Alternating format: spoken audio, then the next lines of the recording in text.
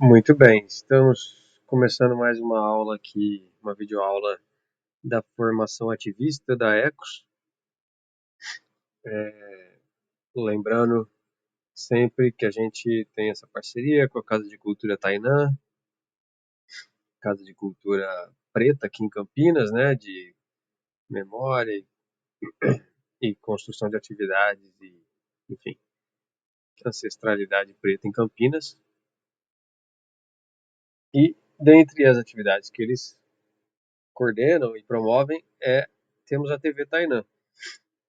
E a TV Tainã é onde a gente tem também tido essa parceria para divulgar aqui as aulas que a gente tem exercido, então sempre tem atividades lá. Para quem não conhece, tv.tainan.net.br. Ok, dito isso, vamos para a nossa formação ativista, fazendo uma recapitulação aqui, né? A gente já teve 5 aulas, então na primeira aula lá vimos sobre o livro A História da Riqueza do Homem, na segunda aula As Veias Abertas da América Latina, na terceira o que a gente chama de Evangelho segundo Marighella, entre outras coisas que a gente vê sempre. Na quarta aula a gente viu sobre Frida e Modotti e também sobre os zapatistas, que estão sendo atacados nesse momento, inclusive, bom lembrar, pelo governo mexicano de centro-esquerda, mas que tem lá seus laços com o latifúndio. E também não, aquela centro-esquerda que não quer que mude o status quo, né? Que não permite um agrupamento, uma sociedade diferente dentro do seu território. E na última aula a gente viu então sobre Palmares ali, um apanhado de coisas sobre Palmares, mais algumas coisinhas. Desculpe. Hoje, dando seguimento aos nossos conteúdos aqui, a gente vai então entrar no conteúdo relacionado aos Panteras Negras, né? Então, os Panteras Negras, para quem não, você tem visto aí, tá vendo aí? Vamos passar por algumas coisinhas aqui e, e relembrar aí o histórico de luta desse movimento que reverbera até hoje na América do Norte, né? E não só lá, né? Como um todo no mundo, a gente vai ver um pouco sobre essa influência toda que esse movimento teve em geral, né? Então, para a gente começar, falando então sobre os Panteras Negras, a gente dá uma olhada aqui nesse conteúdo do portal GL10, né? E aqui a gente traz um pouco da história dos Panteras Negras em 27 fatos importantes. Obviamente, eu não vou repassar todos aqui, mas eu vou repassar alguns. Deixa eu só modificar aqui o meu compartilhamento de tela.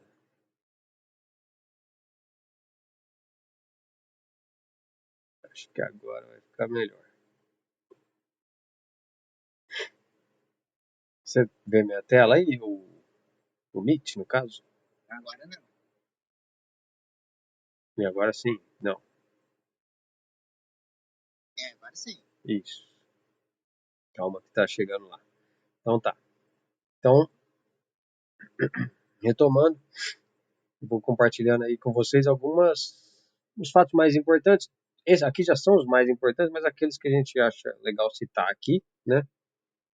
Mas, em linhas gerais, o que foi e o que é ainda os Panteras Negras, né? É um partido político, que foi fundado há 50 anos, no caso dessa matéria, que é de 2017, então já tem aí 55 anos, mais ou menos.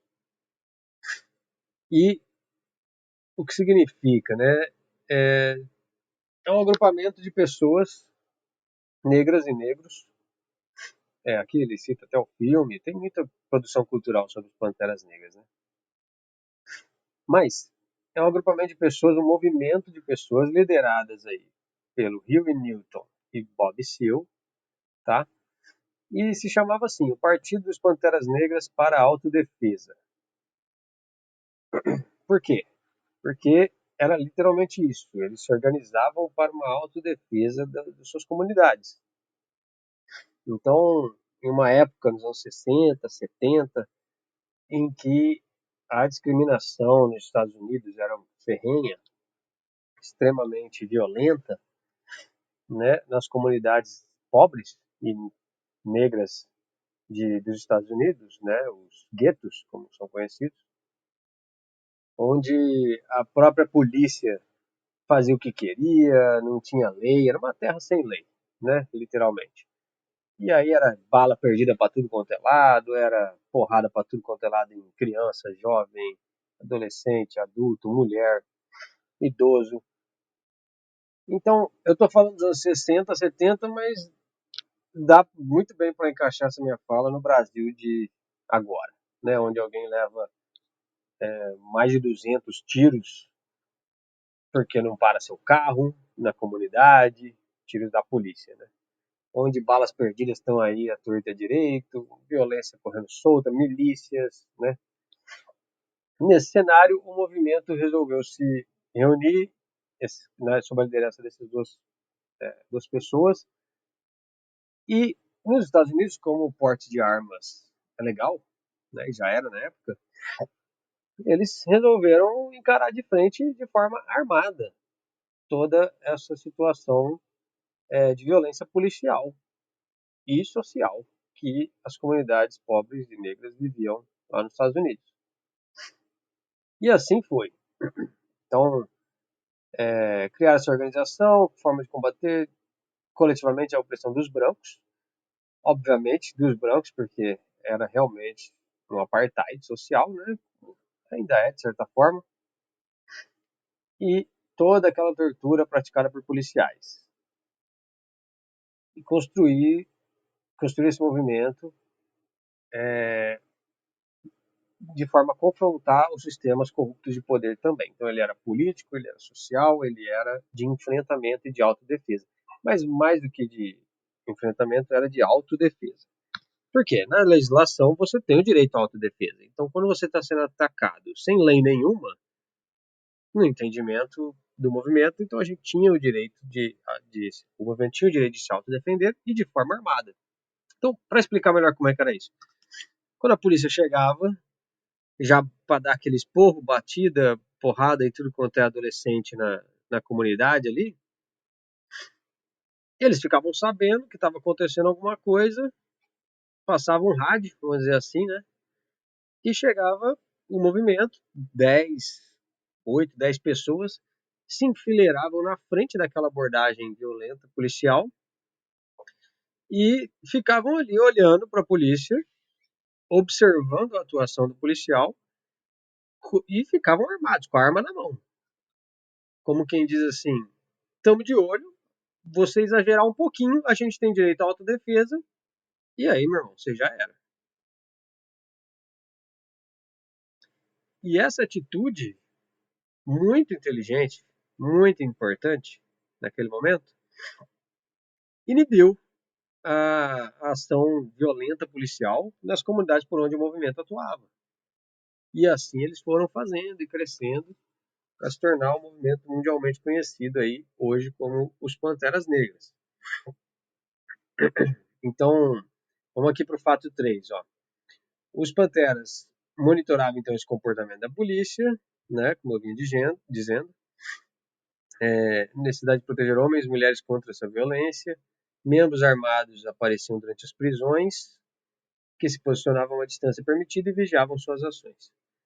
Era para ter certeza que não ia ocorrer nenhuma brutalidade. Tanto os panteras quanto os policiais ficavam frente a frente armados, um ato que estava de acordo com a lei de porte de armas vigente na Califórnia naquela época. E assim, aquela máxima, né? Quem vigia os vigilantes? Os Panteras Negras deram essa resposta. A população, certo? E se preciso, de forma armada. Assim fizeram os Panteras Negras lá na Califórnia, foram se expandindo pelo país, cresceu muito, né? E a princípio, em paralelo aos movimentos ligados à igreja, que também tinha muito movimento ligado à igreja, assim como no Brasil, né, os movimentos de base da igreja, né, mas lá de uma forma mais ligada ao protestantismo, aqui ao catolicismo, mas enfim, na época, né. E eles foram crescendo juntos, auto-respeitando esses movimentos e protegendo as suas comunidades, né. É, e aqui um dado interessante, ó. Quando os negros em todo o país viram os esforços dos Panteras na mídia, e aqui um dado muito importante, especialmente depois que invadiram armados a sede do governo da Califórnia em Sacramento, mais mulheres e homens ficaram interessados em filiar. E aqui, lembrando que nesse curso nosso aqui, a gente faz questão de ressaltar e entender como funcionavam ou funcionam os movimentos, as ocupações históricas, né, as evoluções históricas, porque é para a gente aprender com elas, né? E nesse caso aqui, diferente, por exemplo, do exemplo de sucesso dos zapatistas,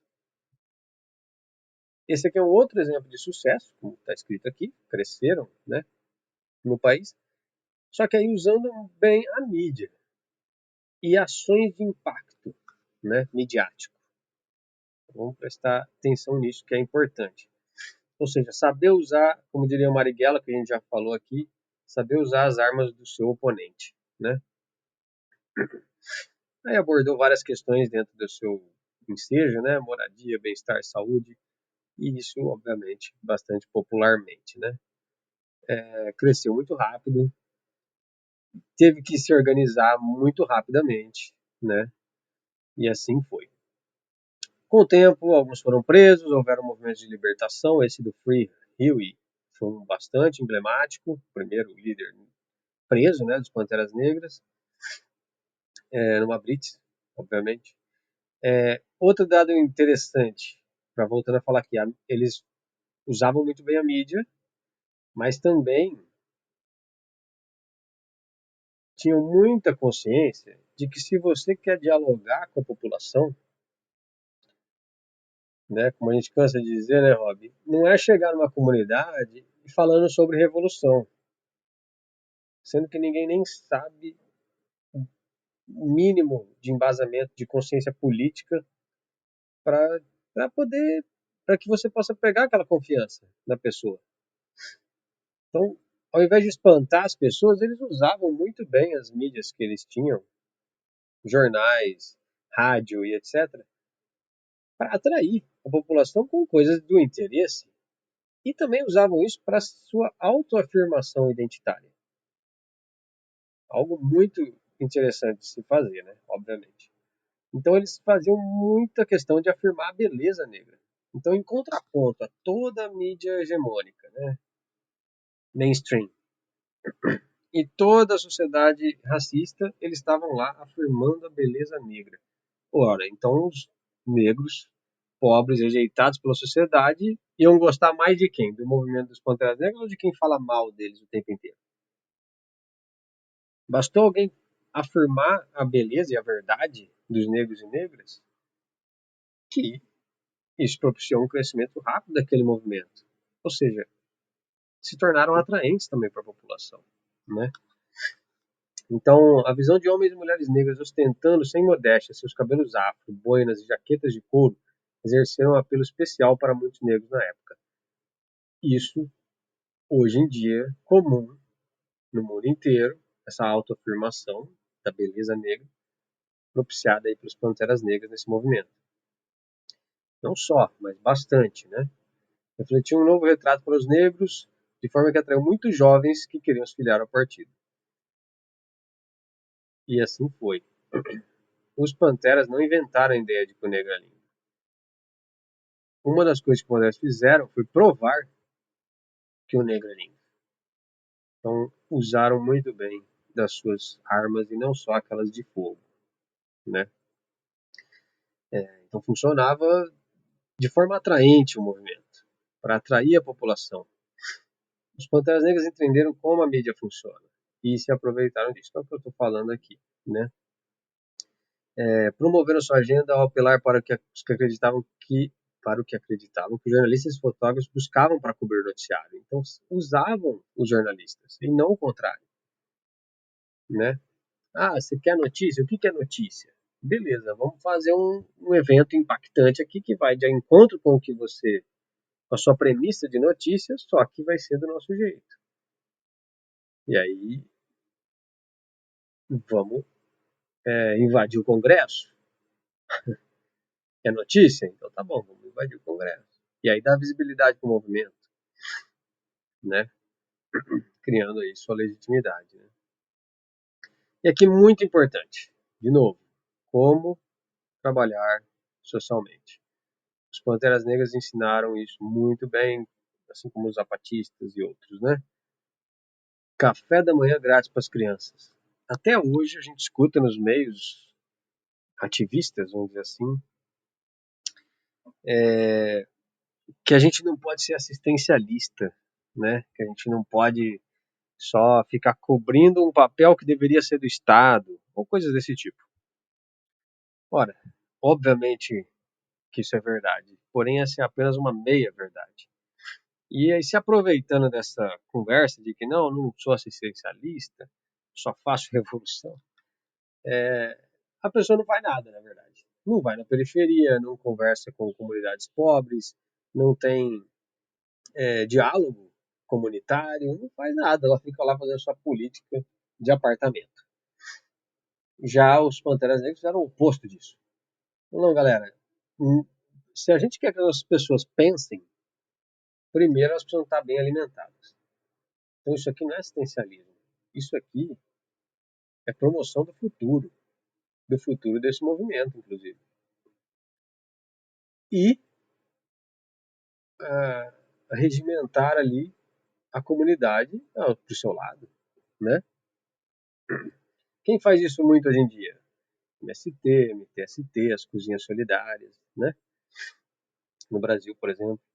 Então, estudos revelavam que crianças que não tomavam um bom café da manhã eram menos atentas na escola e menos inclinadas a ter um bom desempenho, sofrendo de fadiga. Estou falando de uma época que comia muito mal mesmo. Então, é simples. Tá aí uma coisa que vai envolver a comunidade e vai promover o nosso futuro aqui com as crianças. Servia cerca de 20 mil refeições por semana. Se tornou o programa mais bem sucedido dos 35 programas lançados pelos Panteras Negras. 20 mil refeições por semana. Hoje a gente vê as notícias aí do MTST fazendo exatamente esse tipo de coisa. Aprenderam bem. O partido foi crescendo, né? Vamos dar uma pulada aqui, tem a perseguição, aqui fala de alguns fatos da perseguição ao movimento. Aqui um outro detalhe importante, eles moravam juntos, os membros desses Panther Pads, né, que enfim, repúblicas dos Panteras, né, e aí ficavam juntos, porque até por uma questão de autoproteção, aqueles membros mais, né, visados, vamos dizer assim também, né, e tinha toda uma estrutura de defesa e tal, então ocupavam casas ali nas comunidades mesmo, né, e faziam daquilo seu quartel. Mulheres negras tinham voz, ganharam reconhecimento e fortaleceram o movimento. Outro dado muito importante, não era um movimento essencialmente machista. Claro que ainda havia as lideranças masculinas, ainda tinha muito do machismo estrutural ali, mas ele era abertamente propício a fortalecer a voz feminina das mulheres negras das comunidades. E foi crescendo nisso, tanto que hoje uma das maiores referências ainda desse movimento é a Angela Davis, né? Eu vou falar dela daqui a pouco. E era um partido formado em sua maioria por mulheres. Kathleen Cleaver, Assata Shakur, não, para quem não sabe, essa daqui é a mãe do Tupac, o rapper, Elaine Brown e Angela Davis, que não era afiliada, assumiram funções de liderança e tinham uma enorme influência na direção. Certamente tinha um tom machista, como eu falei, mas foram tentando mudar isso e conseguiram em boa medida. Em boa medida, né? Como ele gosta de dizer aqui, o próprio Brown, ninguém chegou já pronto, né? A gente vai nos formando conforme a gente trabalha. O que não pode é se esperar se formar para depois trabalhar, porque se essa formação não acaba, certo? Os Panteras Negras ajudaram a financiar o partido com a venda de jornais, que exibiam impressionantes obras de arte. E aqui é um dado muito importante. A gente vê muito partido vendendo jornal. Se tornou uma prática comum, desde antes até dos Panteras Negras, né? Desde da União Soviética e tudo mais, movimentos dos sindicalistas. Mas, tá aí o detalhe importante aqui. Exibia obra de arte. E aí, o Roberto aqui não vai me deixar mentir. A gente também tem um jornalzinho, né? Tinha, porque foi encerrado, mas um projeto de jornal chamado A Questão, dentro da Exo, aqui o nosso coletivo, e a gente tentando aprender com esse exemplo dos Panteras Negras, a gente fazia questão de fazer o seguinte: olha, o nosso jornal não é para ser difícil, não é para ser complicado, não é para ser feio, não é um jornal só de palavras, de letras. Por quê? Porque hoje em dia as pessoas nem querem ler direito. Aí você vai lá, bota um monte de palavras e a pessoa nem vai olhar para o seu jornal. Mas, se você souber usar direitinho, o seu jornal pode atrair a atenção de alguém. Eles faziam isso com obras de arte nos jornais. Porque a beleza vende. Todo mundo sabe disso. A gente fazia isso também numa questão com uma capa gráfica, extremamente gráfica, bonita, de chamar a atenção, né? E aí um texto dentro, sempre com imagens gráficas atraentes. Essa era a questão. E funcionava. Então muita gente fala, o povo não lê. Não lê porque você está dando o quê para esse povo ler? Né? Como é que você está atraindo esse povo para ler? Enfim, mais um exemplo aí dos Panteras. Obra de arte. Vamos botar lá uns quadros de figuras negras, e a gente valoriza a beleza e ainda vende o jornal. Pulando aqui um pouco, a gente teve várias questões, né? Aí passou, tiveram os assassinatos que envolveram ali. Martin Luther King não era dos Panteras Negras, mas era um ícone, né? Da luta negra nos Estados Unidos, mais ligado à igreja. Bob Hutton também. Enfim, várias coisas aconteceram. Até que, aqui no fato 21, o Bob Steele foi preso. E esse julgamento, ele estava preso e o Fred Hampton, um novo líder, surgiu a partir daí. Foi um novo líder muito importante. Uma das frases dele, está aqui embaixo: você pode prender um revolucionário, mas não pode prender a revolução. Que é parecido com aquela frase, né? Você não consegue prender as ideias, né? Mas enfim, Bob Seale foi preso, um grande dirigente do partido, e ele fez, de novo, usando muito bem o sistema, as armas do oponente, ele fez daquele julgamento um show de propaganda do movimento negro. Ele falou, não, eu quero meu próprio advogado. Certo? Até que o juiz extremamente racista, não contente com aquela atuação toda e com aquele negro folgado, como os brancos dizem, ordenou que fosse colocada uma mordaça em sua boca e o amarrassem na cadeira. Ou seja, ele conseguiu fazer com que o juiz assumisse o seu passado escravocrata e racista extremo na frente de todo mundo e da mídia. Como um juiz desse poderia julgar um negro, um líder negro, né? E aí quem articulou todo essa movimento do lado de fora foi o Fred Hampton, os discursos e tudo mais. E só cresceu o movimento mais uma vez. Então o movimento aprendia, meu irmão, a gente vai usar isso a nosso favor, né? E até que a polícia mata o Fred Hampton, né, entre outros, e várias incursões até acabar com o movimento. Inclusive a CIA tinha os Panteras Negras no topo da sua lista de terroristas, um movimento social baseado na legalidade, mas que por ser preto e pobre não podia existir, né? Então estava no topo da lista de procurados da CIA. E assim foi.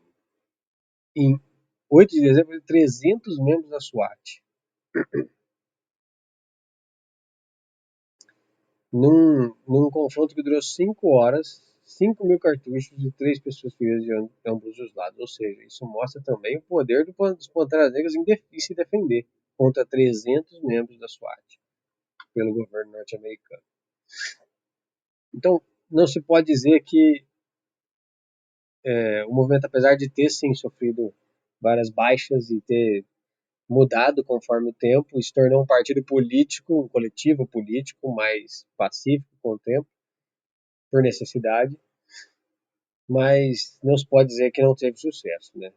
Ele conseguiu muitas coisas, tanto que nos Estados Unidos hoje o racismo foi muito bem escancarado, não tem essa coisa de racismo velado como existe no Brasil, muito graças aos Panteras Negras, entre outros, como Malcolm X e Martin Luther King, e a ação deles para expor tudo isso e falar, olha, se vocês não querem viver com a gente também não quer viver com vocês então, mas não vai pisar em nós não, né?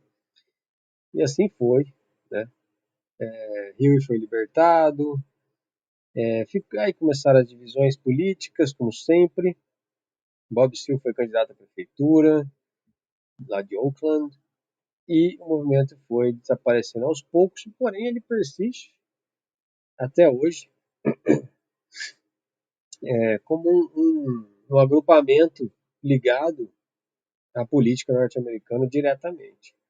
Uma dessas representantes, como eu vinha falando, é a Angela Davis. Antes de chegar na Angela Davis, uma das mais ativas atualmente, né? Veio para o Brasil várias vezes, inclusive. Então, vamos dar uma olhada no que defendia os Panteras Negras de fato, né? Que defendiam. Você está vendo aí a tela, né? Tá assim. Tá. Então, os Panteras defendiam 10 pontos. E até nisso eles eram ótimos. Bem sucintos e diretos, né? Sem conversinha, textão, nada disso. Esse outro site que está aqui na nossa formação ativista, os 10 pontos dos Panteras Negras ontem e hoje, dos jornalistas livres. Vamos dar uma repassada por eles para entender o que eles defendiam de fato. Então, queremos liberdade, queremos o poder para determinar o destino da nossa comunidade negra. Queremos emprego para o nosso povo. Precisamos acabar com a exploração do homem branco na comunidade negra. Mais direto que isso, impossível, né? Nós queremos moradia, queremos um teto e que seja adequado para abrigar seres humanos. Ou seja, não me dá qualquer porcaria, não. Queremos dignidade, né? Nós queremos uma educação para o nosso povo que expõe a verdadeira natureza da decadente sociedade americana. Queremos uma educação que nos mostre a verdadeira história e a nossa importância e papel na atual sociedade americana. Ou seja, o resgate da sua importância histórica da África. Tá mudado. Não sei se você tá falando. Pô, você nem pra me avisar, mano. Vamos de novo. Tava falando aqui que então, voltando, né? A gente está dando uma olhada nos 10 pontos dos Panteras Negras. O que eles defendiam ontem e hoje. Então, nesse site aqui dos jornalistas livres, traz aqui os 10 pontos e um comentário. Eu vou apenas ler aqui os 10 pontos, tá? Para a gente ter claro o que esse povo defendia, né? E a importância até hoje. Então, queremos liberdade, queremos o poder para determinar o destino de nossa comunidade negra. Queremos emprego para o nosso povo. Precisamos acabar com a exploração do homem branco na comunidade negra. Bastante direto, bastante sintético, sucinto, sem conversinha. A ideia dos 10 pontos era genial. Todo mundo conhecia alguma coisa sobre os 10 pontos. É quase que uns 10 mandamentos, né? Então eles sabiam usar isso muito bem. Essa, essa comunicação direta, simples, né? Nós queremos moradia, queremos um teto que seja adequado para abrigar seres humanos. Nós queremos uma educação para o nosso povo que exponha a verdadeira natureza da decadente sociedade americana. Queremos uma educação que nos mostre a verdadeira história e a nossa importância e papel na atual sociedade americana. Então, o resgate da herança, cultura, memória, ancestralidade africana no continente americano. E a educação libertadora de verdade, né? Nós queremos que todos os homens negros sejam isentos do serviço militar. Muito importante. Historicamente, os Estados Unidos usou negros e negras no serviço militar para morrer em frente de batalha a rodo, né? E aqui eles deixam bem claros que isso aqui é uma reparação histórica. Nós queremos o fim imediato da brutalidade policial e o assassinato do povo preto. Muito comum com o que a gente pede até hoje no Brasil, né? O extermínio da população jovem, preta e pobre. Nós queremos a liberdade para todos os homens pretos mantidos em prisões e cadeias federais, estaduais e municipais. E aqui um ponto muito importante, para alguns polêmico, mas se a pessoa aprender um pouquinho mais sobre isso, vai entender. O movimento pedia, de fato, a liberdade geral para todos os homens e mulheres, pretos e pretas, mantidos em prisões e cadeias federais, estaduais e municipais. Ou seja, parem de nos prender. Como assim como no Brasil, se prende por estar andando na rua, se prende por forjar coisa, se prende por estar fumando uma maconha, se prende por qualquer merda. E o movimento entendia isso muito bem e falava: chega, a gente quer a liberdade para todo mundo, vamos começar de novo então. Prisão é também extermínio do povo preto. Nós queremos que todas as pessoas pretas, quando trazidos a julgamento, sejam julgados na corte por um júri de pares de seu grupo ou por pessoas de sua comunidade pretas, como definido pela Constituição dos Estados Unidos, que foi o que o Bob Seale fez. Estava na Constituição e o juiz não aceitou, ou seja, provando que a lei não é para todos, né? Nós queremos terra, pão, moradia, educação, roupas, justiça e paz. E como nosso objetivo político principal, um plebiscito supervisionado pelas Nações Unidas a ser realizado em toda a colônia preta, no qual só serão permitidos aos pretos, vítimas do projeto colonial, participar com a finalidade de determinar a vontade do povo preto a respeito de seu destino nacional. E com essa frase e essa demanda, eles deixam claro que nós não vamos aceitar nenhum destino dado a nós que não seja por nós, né? Não vamos mais aceitar a as nossas comunidades, nossas raízes serem manipuladas pelos colonialistas, pelos brancos e etc. Claro que esses eram 10 pontos, 10 metas do Partido dos Panteras Negras, e obviamente que é uma luta muito grande tudo isso. Mas eu diria que sim, eles tiveram sucesso em todos eles em alguma medida. Claro que 100% é muito difícil, ainda vivemos numa sociedade, de certa forma, bastante escravocrata, né? Mas conseguiram sim melhorar as condições dos negros e negras norte-americanos. Isso é visível, ainda que eles ainda estejam na base da estrutura social. Então, aí o texto trata mais e faz, inclusive, uma relação com o Brasil, né? E, e é isso, gente. A gente precisa aprender, né, com os Panteras Negras, muita coisa.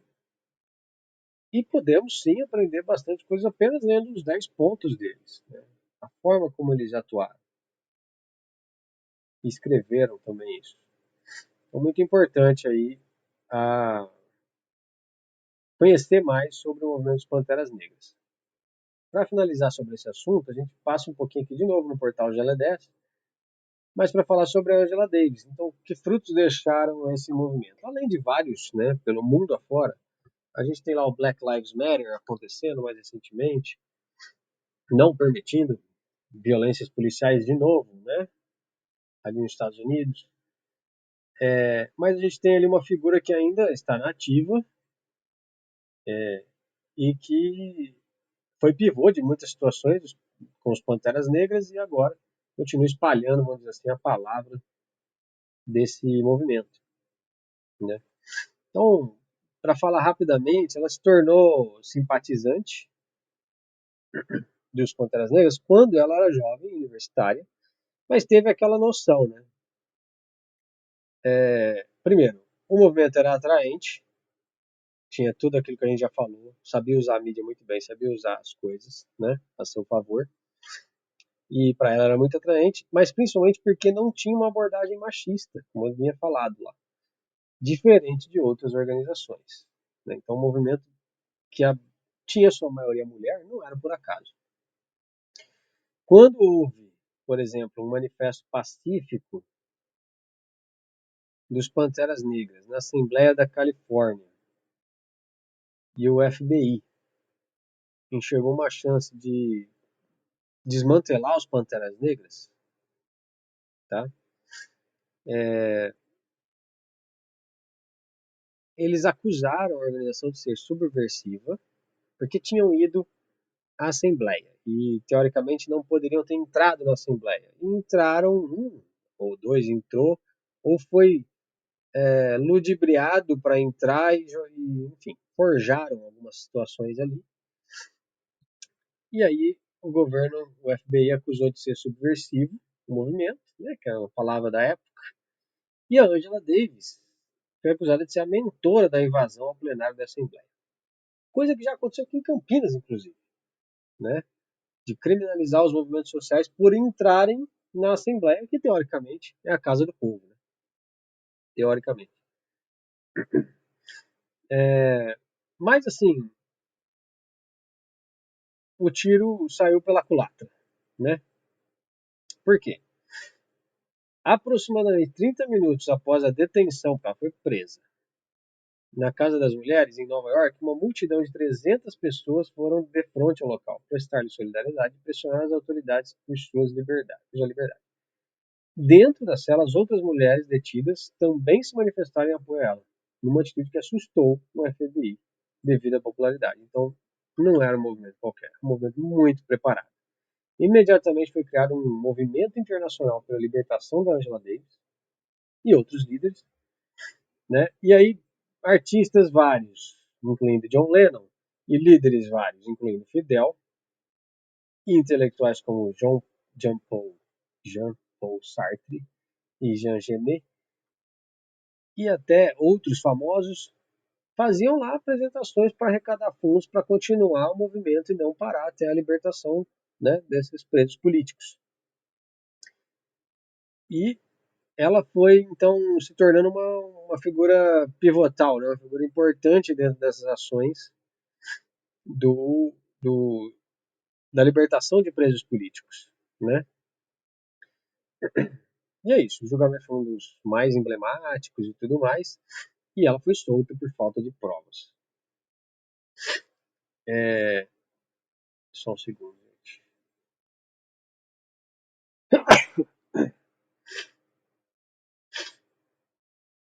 Perdão. Para resumir e finalizar essa história aqui sobre ela um pouco, hoje ela leciona, aliás, ela teve uma questão numa faculdade que ela foi ser professora dessa faculdade, passou lá na seleção para ser professora e aí depois, por estar associada ao movimento político, foi expulsa. Hoje ela é professora exatamente dessa mesma universidade, a Universidade da Califórnia. Então até isso ela venceu, né? E ela continua sua militância política, faz palestras, né, combate ao racismo, defesa dos direitos das mulheres e também, uma coisa importante, a gente falou lá atrás, nos fatos e nos pontos, ela sempre se refere ao sistema carcerário como um complexo industrial de prisões. Aponta, ou seja, quando ela fala complexo industrial, ela está falando que isso aqui é proposital, isso aqui dá dinheiro para alguém. aponta como uma das soluções para o problema a extinção do cumprimento de penas em presídios como fator determinante da maioria dos prisioneiros americanos serem de negros e latinos, a questão da raça e classe social. Então a Angela Davis é aí a principal figura, vamos dizer assim, em termos de fama, né, dos Panteras Negras ainda levando essa palavra. Rob, antes de eu continuar, você quer comentar alguma coisa sobre o Evangelho segundo os Panteras Negras aqui? Fica à vontade. Não, eu acho que de modo geral, sobre eles, atuações e tal. Acho que é isso. Só traz a reflexão, como você falou, da nossa própria realidade. A gente vê casos de violência policial aí, né, acontecendo na Bahia, no próprio estado de São Paulo e tal. E do próprio sistema carcerário brasileiro. Alguns salmos, que a gente chama de salmos, são cantos e poesias, né, que a gente separa aqui, que tem a ver com tudo isso que a gente falou aqui, dos movimentos negros, desde Palmares a Panteras Negras, né? Além do Racionais, a gente já viu em outra videoaula, Emicida, Nevo Max, a gente viu na última, como sugestão. Mas assim, a gente tem a, uma bela representação de, vamos dizer assim, da estrutura racista mundial, né? Na música da Elza Soares, né? Aquela música A Carne, né? Então, é importante a gente também conhecer e ver sobre essa música. Então, basicamente uma aula, né, na música, bastante reflexiva. E também aqui eu ia sugerir o Rapping Hood, né? Rapping Hood, que é um rapper brasileiro que faz um rap com samba. Ele tem essa música aqui com a Alessi Brandão, importantíssima representante da música brasileira e do movimento negro brasileiro.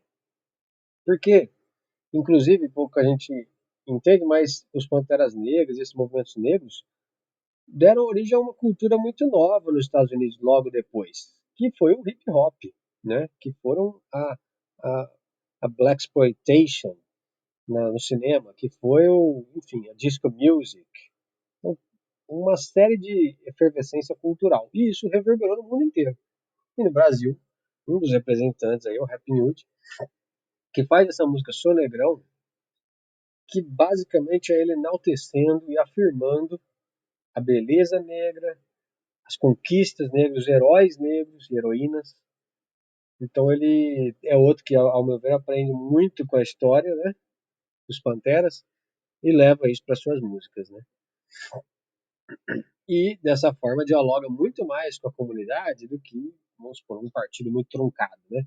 Então, inclusive por isso que se fala que o rap salvou muita gente, salva mesmo, porque chega nas pessoas, né? Temos aqui racismo é burrice e tal, e o que eu queria mostrar, Zé do Caroço, né? GOG, a gente vai vendo algum, mas o que eu queria mostrar, se desse o som, era esse aqui do Thiagão Ninho, Pedagoginha, e o do Happy Hood, né? Eu vou tentar tocar aqui, você me fala se sai o som aí, Rob, por favor. Tá.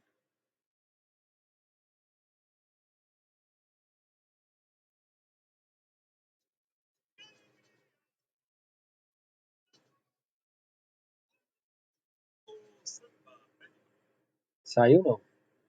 Não, não dá pra ver. Entendi. Então fica a dica aí, gente, do clipe. Vocês entram lá na formação ativista, tem tudo lá. Da Alessi Brandão com o Happy Hood. Essa música Sou Negrão, enaltecendo aí as comunidades, a luta do povo negro brasileiro, né? E, e os grandes representantes, não só da música, como do social.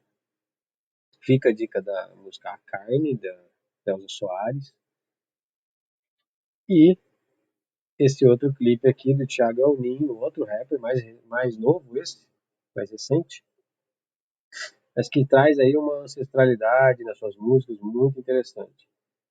E nessa aqui em especial, ele vai falar justamente sobre a educação, né? O que que a gente aprende, o que que os nossos meninos de periferia aprendem nas escolas de verdade, né?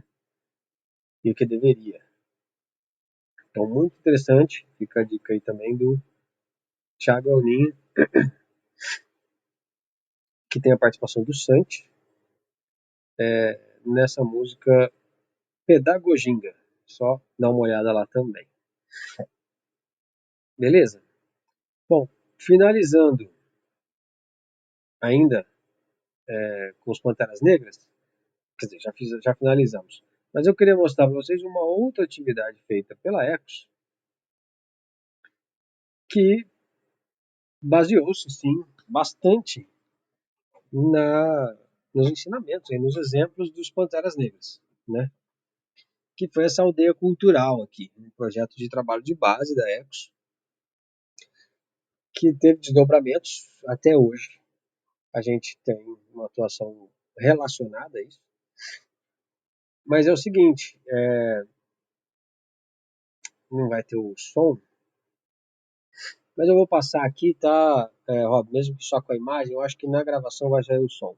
E aí a gente pelo menos dá uma olhada no que foi esse projeto, né, que durou, vocês podem ver aqui, de 2013 até 2019. 6 anos aí. Vamos ver só esse primeiro vídeo aqui, que é de 7 minutos, explicando, mostrando um pouco do que é o projeto. Uma atividade cultural na comunidade, né, e com comida, com tudo que, com arte, cultura, esporte até às vezes, e que propiciou, por exemplo, nessa comunidade, uma das comunidades que a gente fez esse trabalho, a criação de uma biblioteca popular, e lá essa biblioteca tem atividades até hoje. Eu e o Rob participamos lá, inclusive, quinzenalmente. Então, é uma atividade, e com lanche, né, para os adolescentes ali envolvidos e tudo mais. Então, uma atividade bastante prática que seguiu esse exemplo aí dos Panteras Negras também, né? Vamos dar uma olhada aqui.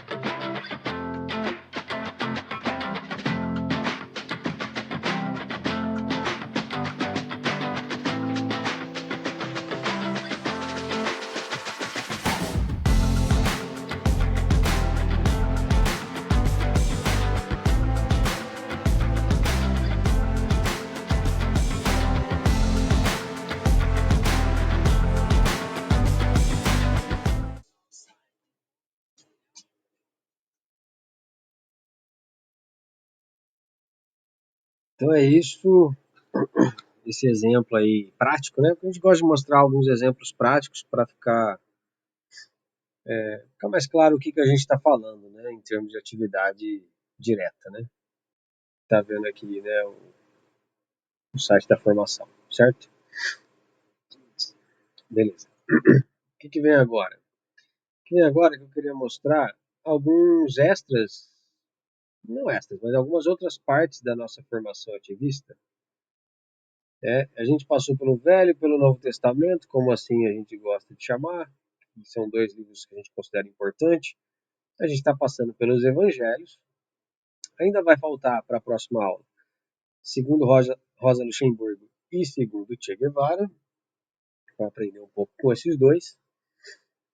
Mas, aproveitando aqui que a gente teve que quebrar o Palmares e o Pantera Negra, porque ficou um pouco longo da outra vez, eu quero aproveitar esse tempo para passar sobre os livros dos apóstolos, que a gente chamou aqui sobre isso. Então, vou passar dois aqui, né, que a gente acha interessante comentar e que tem a ver com o assunto que a gente está falando hoje nessa aula. Então, o primeiro aqui, ó, Livro dos Apóstolos. O que a gente está chamando de Livro dos Apóstolos? São livros mesmo, né, que a gente está indicando a leitura, ou um artigo maior, né, um artigo mais denso, que a gente indica a leitura para aprendizado e que complementam, ou não diria complementam, porque são também essenciais, mas ampliam o conteúdo que a gente viu. Por exemplo, a gente viu sobre Palmares, um pouco sobre a história de resistência negra no Brasil, e esse livro aqui da Jalidia Reis, justamente vai nos trazer a, a história de 15 heroínas negras brasileiras, e ainda em forma de cordel, o que é melhor ainda. Uma leitura muito fácil, como a gente vem falando. Muito legal, umas ilustrações muito boas, então tipo, dá vontade de ler, né? Então o livro, só para mostrar a cara dele aqui, o livro, que não apareceu tão bem, mas enfim, o livro é esse aqui, ó. Eu deixei o link aqui do estante virtual, porque geralmente é mais em conta para quem quiser adquirir, né? Mas o livro, ele tem esta capa aqui, para deixar mais explícito. Certo? Heroínas Negras Brasileiras em 15 cordéis, da Jalidia Reis, da editora seguinte. Jalidia Reis, que é essa mulher aqui, né? Autora. Esse livro é muito bom, muito importante. Traz aí a história brasileira de luta e resistência negra, né? Mas o que nós vamos fazer aqui é dar uma olhadinha rápida nessa resenha aqui, que é bem curtinha. Que obviamente eu não vou ler o livro aqui. Então aqui esse site aqui, literaturablog.com, traz aqui a Tamires de Carvalho um comentário sobre o livro. Estava aqui a capa e eu procurando lá, né? E traz um pouquinho do que se trata. Então assim, ó, neste livro reúne-se 15 dessas histórias de mulheres negras da história brasileira, que ganharam uma nova versão da autora na ilustração de Gabriela Pires. Aí tem a história de Antonieta de Barros, Aqualtune, Carolina Maria de Jesus, Dandara, os Palmares, Esperança Garcia, Eva Maria do Bom Sucesso, Laudelina de Campos, campineira, inclusive, daqui de Campinas, lutadora das domésticas, né, dos direitos das domésticas, Luísa Marim, né, mãe de Luiz Gama, isso aí, não, e como se não bastasse ter criado um filho assim, né, foi importantíssimo em várias revoltas populares, né, como a Revolta dos Malês, por exemplo. Maria Firmina dos Reis, Maria Ana Crioula, Na Agontimê, Teresa de Benguela, Tia Ciata e assim Bagabo. Ou seja, uma galera muito importante reunida nesse livro aqui, tá? Então, bem rapidamente, o que é importante, cadê? Aqui. Eu queria ler esse pedacinho aqui, que é do trecho onde ela fala da Teresa de Benguela. Na história do Brasil, nas escolas ensinada, aprendemos a mentira que nos é sempre contada sobre o povo negro e índio, sobre a gente escravizada. Nos contaram que escravos não lutavam nem tentavam conquistar a liberdade, que eles tanto almejavam, e por isso que passivos os escravos se encontravam. Essa é a mentira que nos contam. Ô mentira catimbosa, me dá nojo de pensar, pois o povo negro tinha muita força para juntar. Com grande inteligência se uniam para lutar. Então, isso ela é uma introdução no cordel em que ela vai depois falar sobre a Teresa de Benguela, né? Realmente muito bom esse livro, tem ilustrações de estilo gravura, que vai uma coisa, aquela coisa da beleza, né, que a gente estava falando, enfim, muito interessante. Então fica a indicação dessa leitura e dessa resenha aqui, né, a princípio. Depois você pega o livro para ler, depois ver a resenha. Muito importante. Então fica aí a dica desse Livros dos Apóstolos. Mais um é os Livros dos Apóstolos aqui sobre o MTST. Por quê? Porque muito do que a gente falou sobre os Panteras Negras. Deixa eu ver se eu não estou no mudo, né, Rob? Não, você não. Aqui não, pelo menos. Dá só um segundo, deixa eu só tomar um remédio aqui.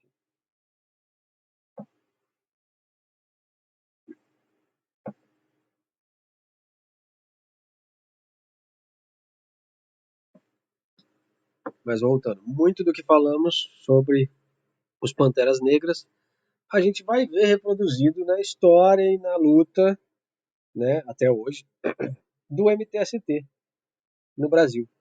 Movimento mais urbano, né, o MST mais rural, é uma história diferente, mas o MTST tem muitas semelhanças. Já citei algumas aqui, as cozinhas solidárias, né, as próprias ocupações, a forma de se organizar e de se autodefender, né. Então a gente vai dar uma olhadinha aqui em algumas coisinhas. Qual é o livro? O livro se chama MTST, 20 anos de história, luta, organização e esperança nas periferias do Brasil. Então, como uma continuidade da influência dos Panteras Negras, a gente indica esse livro aqui, tá? Que além de texto, vem com quadrinhos, até nisso eles aprenderam bem com os Panteras Negras, né? No meio, para ilustrar algumas situações. E é um livro muito bom, né? Enfim, do que fala esse livro? Fala da história do MTST, obviamente. E aí a gente vai aprendendo muito mais sobre ele. Mas eu queria destacar aqui, por isso que tem esse artigo junto, é a participação, porque o livro dá um destaque, assim como os Panteras Negras tentaram lá atrás, o livro e o MTST, enquanto movimento, também traz a história das mulheres na periferia na sua veia, né? E esse artigo aqui vai dar um destaque especial para essa parte, digamos assim, do livro, né? E que detalha mesmo a situação, a participação das mulheres dentro desse movimento brasileiro, MTST. Aí, então, vou pegar alguns trechinhos aqui para mostrar. Só um segundo, para achar o que eu queria. Aqui. Por exemplo, um trecho interessante que o artigo conta aqui. A negação de um direito básico, que tem a ver com a criação do MTST, né? A negação de um direito básico beira o absurdo. No Brasil, são aproximadamente 7,2 milhões de imóveis vazios e ociosos. Vazios e ociosos. Uma população de quase 6,8 milhões sem moradia. Ou seja, a conta fecha, se alguém quiser, né? O que quer dizer que os sem-teto poderiam não existir se esses imóveis se transformassem em habitação. A sociedade brasileira é uma fábrica de fazer sem-tetos. Eis a principal razão de existência do MTST, né? E aí ele vai entrar mais na questão das mulheres, né? Porque a história do MTST se confunde com a história da mulher periférica. E aqui, a parte que eu queria destacar, aqui ele fala um pouco sobre isso, né? Várias mulheres de todos os tipos e cores, né? Que são exploradas pela sociedade. O movimento não só acolhe essa participação, como dá uma voz muito importante, né? Deixa eu pegar aqui. Perdi a parte que eu queria falar. Aqui. Por exemplo, a maioria das mulheres do movimento trabalham no trabalho doméstico, né? Diaristas e tudo mais. Por quê? Isso é óbvio, né? É um passado escravocrata, as mulheres pobres, as mulheres pretas continuam trabalhando para os seus patrões dentro das suas casas, né? E aí ele destaca aqui, ó, que essas mulheres sofrem todo tipo de violência, muitas vezes dentro das próprias casas. E tanto faz, é do patrão ou a casa mesmo, né, dela. E aí traz um dado aqui, ó. Os dados da violência contra a mulher foram aterradores. A cada hora, 503 mulheres foram agredidas de alguma maneira, segundo o Datafolha, um órgão dos patrões. E aí detalha um pouco mais sobre isso. Então, aí ele vai falar que o movimento, não à toa, né, inteligentemente, entendendo e reconhecendo essa história brasileira, vai atuar nessa questão dos direitos da mulher, da violência contra a mulher, né, da autodefesa contra a violência, da defesa que o movimento faz, mas também da luta por direitos, né, trabalhistas, melhores e tudo mais, tá? Então, o movimento tem uma incidência muito importante nessa coisa também. Deixa eu pegar mais um trecho aqui. Aqui. Quantas barreiras uma mulher periférica precisa ultrapassar para estar na luta? Porque aí é uma boa pergunta, né? Tá, mas a mulher sofrendo tudo isso, tendo que trabalhar praticamente num regime de escravidão, ainda moderno, ainda vai fazer luta? Além das dificuldades de ser mãe, trabalhadora, marginalizada, que a mulher enfrenta para entrar na política, em lugar tradicionalmente ocupado por homens. O que ela enfrenta? Não fossem as mulheres sujeitas queimadas na fábrica, para quem não sabe, o dia do trabalho é o dia em que as mulheres foram queimadas numa fábrica lá no norte do mundo. Donas do ventre, queimando sutiãs, comandantes revolucionárias duras e doces com fuzil e flores, bravura e delicadeza. Não fossem as Dandaras do Quilombo, as Marias do Sertão, as Rosas da Revolução, as Dorotes da Missão. Não fossem as guerreiras que sustentam o dia a dia das ocupações e tantas outras esquecidas. Estaríamos ainda sendo das costelas de nossos amados. Então, reconhecendo essa situação toda, no MTST, essa prática política pretende apontar não para o empoderamento. Olha só que interessante. De novo, tem a ver com a visão dos Panteras Negras, né? O empoderamento tem a ver com uma descoberta individual, para aumentar a autoestima, para superação pessoal, né? Mas não. O MTST luta pela libertação, que é um descobrimento coletivo, a percepção de si no outro e na outra, com a compreensão de que mudanças só se perpetuam no tempo se forem estruturais. A partir dos nossos interesses enquanto classe e tendo clareza de quem são realmente nossos inimigos. A prática política libertadora requer a construção histórica, mas também as transformações no cotidiano. Ademais, a libertação das mulheres só é possível com luta social e envolvimento das mulheres e homens. E aí, como assim esse envolvimento, né? E aí ele vai detalhar um pouco o que ele quer dizer com como que se dá esse envolvimento do ponto de vista do movimento MTST, né? Como que se deve dar esse envolvimento? Aqui. O feminismo popular, que é o que eles pregam, que praticamos, dialoga com os nossos camaradas, homens, companheiros de luta. Esse feminismo popular não é o que rotula, mas o que tenta quebrar rótulos. Então, aquela retórica importantíssima de como abordar a sociedade, a comunidade. Numa sociedade machista, né, incluindo a mente das mulheres, porque isso é estrutural, de forma machista, se você chegar chegando, falando mal disso ou daquilo, não vai atrair ninguém. Eles vão por um outro caminho, de quebrar os rótulos. Não busca conceitos academicistas para explicar os efeitos das práticas machistas, que é o que eu estou dizendo. mais soluções coletivas e reais. Em vez de ficar falando, apontando, vamos trabalhar, vamos resolver, vamos ouvir, né? Constrói espaços e busca refletir sobre nossas práticas, por vezes machistas, tentando romper com a disputa feminina e alcançar espaço para todas. O feminismo que praticamos não é o que anula nossas qualidades femininas, mas o que reconhece nossas diferenças para com os homens e carrega para o mundo da política qualidades, instintos e aprendizagens femininas. A sabedoria de não querer fazer igual, né? Fazer diferente mesmo.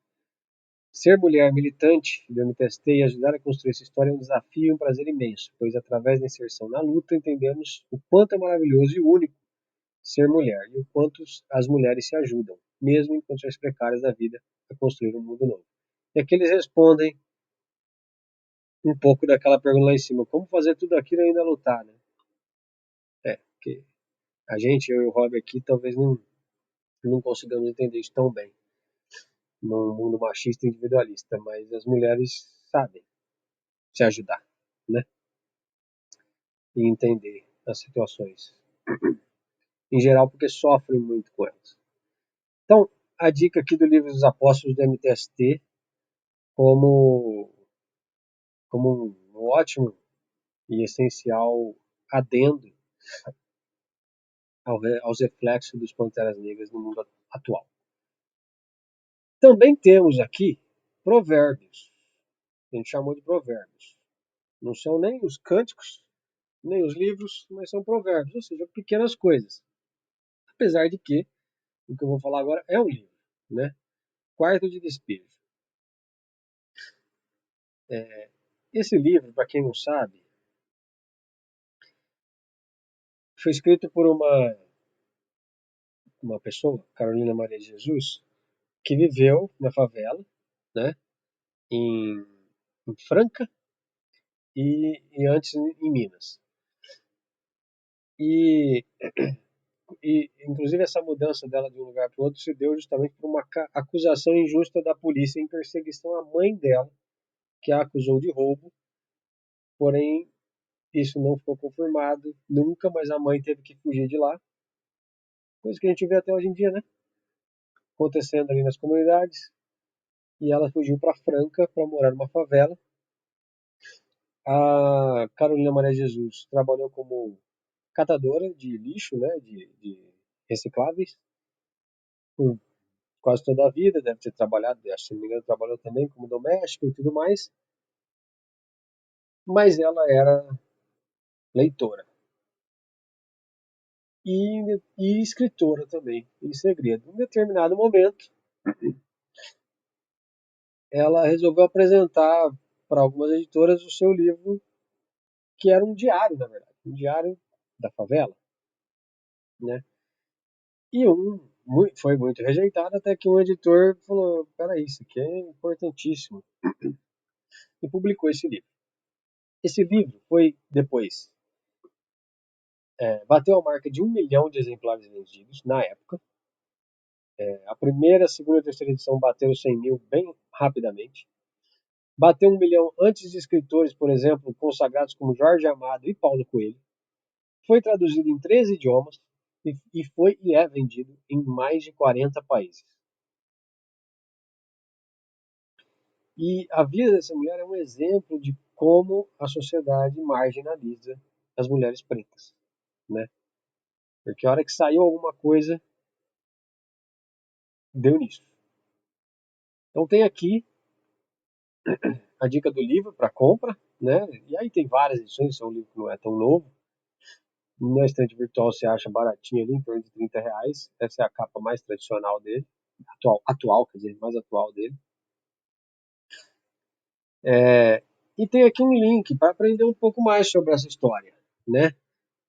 Então por isso que tem um livro aqui, que é de importantíssima leitura, mas o provérbio aqui é justamente entender esse conto, né, que foi a vida dessa mulher e o quanto ele cria paralelos e representa no Brasil que não enaltece nem lembra direito dela. Talvez a maior escritora brasileira, se não a maior, e não se fala sobre ela, né? tanto quanto deveria. Então, fica essa dica de conteúdo sobre esse exemplo da vida dela, né, e o que ela passou, e sobre o livro, principalmente. Um livro em que ela fala basicamente o seguinte: ela falava assim, eu denomino que a favela é o quarto de despejo de uma cidade. Nós, os pobres, somos os trastes velhos. Ela, como catadora e doméstica, entendia muito bem essa analogia, certo? E a favela era isso. Era um quarto de despejo. E era não, né? Ainda é, infelizmente. E só uma pessoa de dentro, né, vivenciada como ela, poderia fazer essa analogia tão forte, né? Então, com tanta potência. Outra situação que traz aqui, ó, ela trabalhou como doméstica, que mandou ela embora quando ela engravidou. Olha a situação de escravidão, né?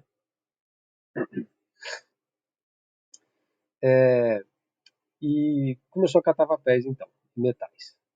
Aí ela guardava os escritos até que conseguiu. E aí, no dia do 70º aniversário da Lei Áurea, que é a lei que determinou o fim da escravidão no Brasil, depois de muita luta do movimento negro e não da princesa Isabel, ela faz uma conclusão, um pensamento acerca de seu drama para alimentar os 3 filhos. E assim, no dia 3 de maio de 58, eu lutava contra a escravidão atual, a fome. Uma frase que resume muita coisa, né? Então, são frases riquíssimas num livro como esse, tá? Um outro episódio da vida dela conhecido, ela teve um embate com o governador Carlos Lacerda, por exemplo, que ela sim atuava politicamente, tá? Atuava como deve, né? Um autor conhecido, famoso, mulher negra, enfim. E muitos artistas fogem, né, dessa atuação. Ela não, nunca fugiu.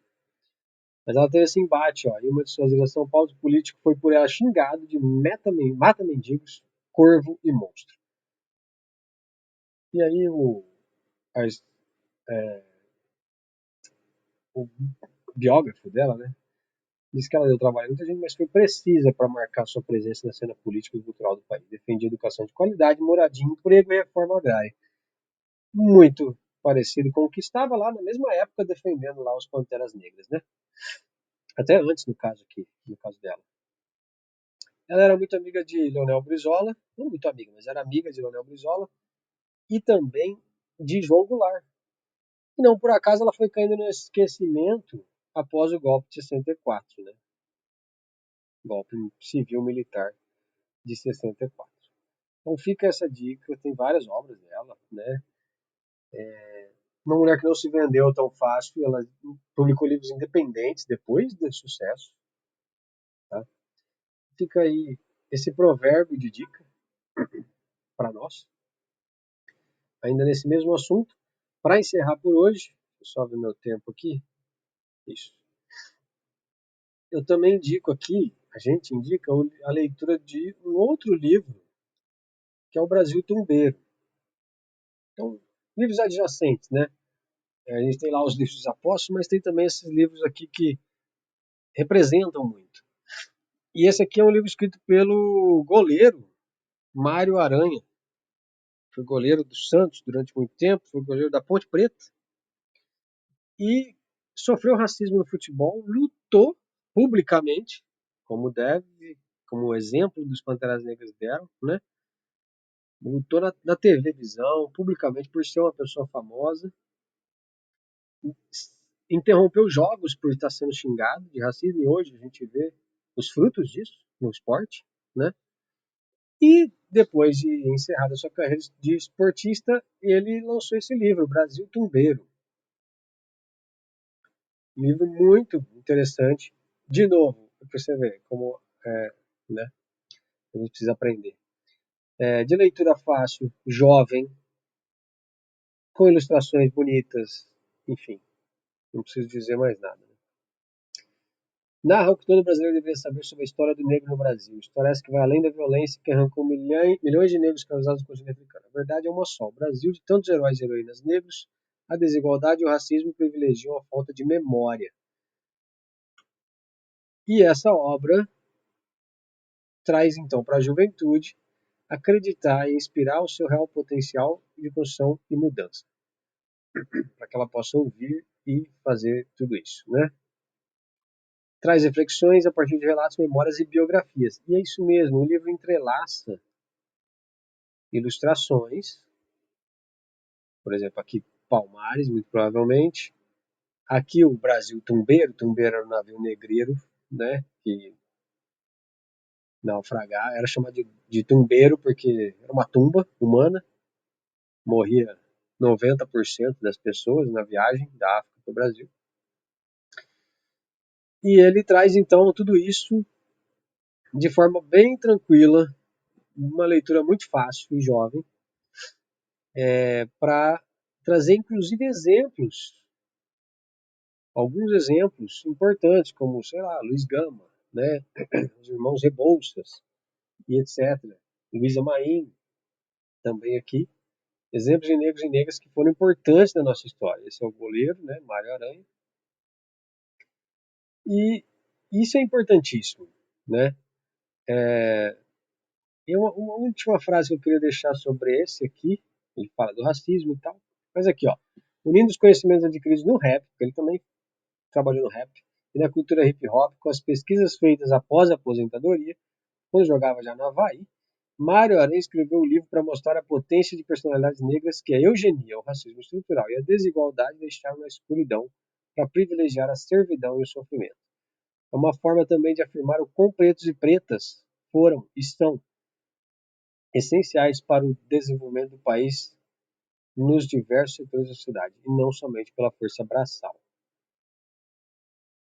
Ilustrações de Eduardo Vetilo, e ele joga a luz na trajetória de Antônio André Rebouças, da Frente Negra Brasileira importante, ele traz o movimento negro, Virgínia Bicudo, Juliano Moreira, Teodoro Sampaio, ou seja, mesmo pessoas importantes, mas que não necessariamente eram do movimento, né?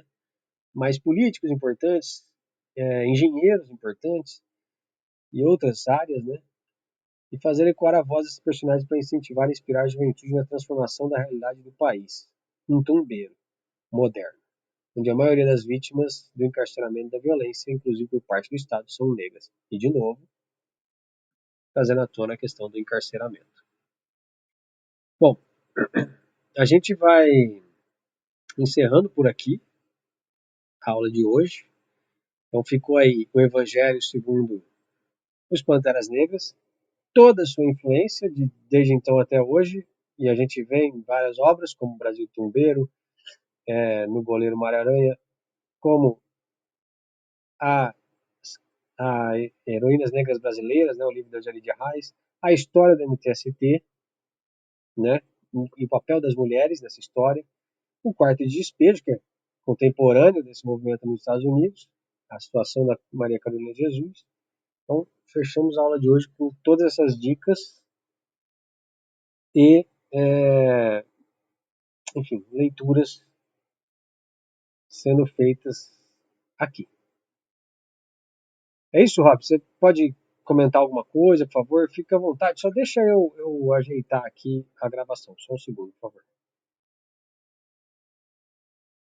E olhar também essa realidade, trazendo toda essa luta que foi realizada e é realizada pelos movimentos sociais, como o MTST, né, os próprios escritores, a Carolina Jesus, que é uma luta que tem muito parecido com os Estados Unidos, né? Embora, e eu acho que é isso, eu acho que se propõe a alterar a sociedade, buscar uma sociedade mais justa, mais igualitária, vai sofrer, né, perseguições, muitas vezes, por próprio Estado, né, os movimentos sociais de mulheres sendo perseguidos e tal. É, é isso, manter na luta,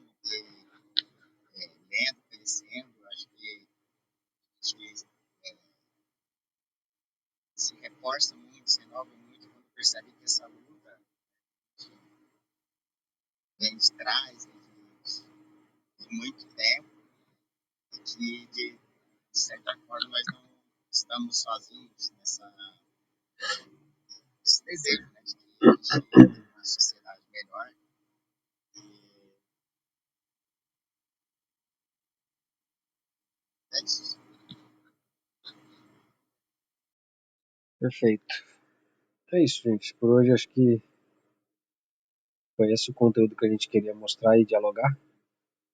E aí a gente tem ainda mais uma aula, pelo menos, para falar lá do Evangelho segundo Tchê, Rosa Luxemburgo, né? E aí depois, se necessário, a gente faz mais algumas, senão a gente vai encerrando. Obrigado, Rob. Até a próxima, então. Valeu. Falou, pessoal, um abraço.